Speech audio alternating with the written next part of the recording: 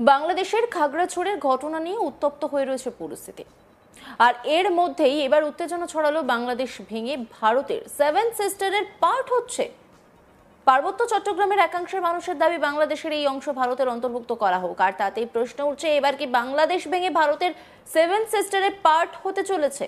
বাংলাদেশের পার্বত্য চট্টগ্রামকে ভারতের অন্তর্ভুক্ত করার চক্রান্ত হচ্ছে বলে অভিযোগ উঠেছে বারবার।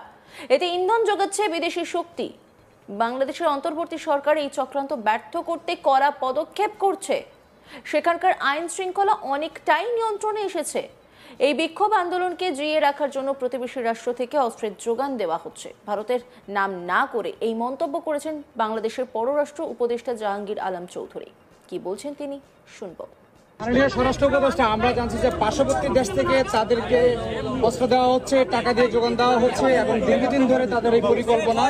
আমরা দেখেছি সেখানে একজন বক্তব্য দিয়েছে এটাকে ভারতের যেন একটা রাষ্ট্র হিসেবে বা একটা প্রদেশ হিসেবে যেন নিয়ে যাওয়া হয়। সে বিষয়ে আপনারা কি ধরনের পদক্ষেপ নিচ্ছেন?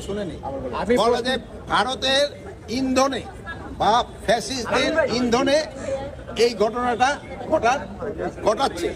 তা আমরা এটা যেন ঘটাতে না পারে এই জন্য আমরা আমাদের সর্বাত্মক ব্যবস্থা নিচ্ছি এবং আমাদের যে উপদেষ্টা মানে প্রদীপ ভাই আবার পার্বত্য চট্টগ্রামের যে উপদেষ্টা উনি ওই জায়গায় আছেন, উনি এই জিনিসটাও দেখতেছেন, উনি আইন শৃঙ্খলা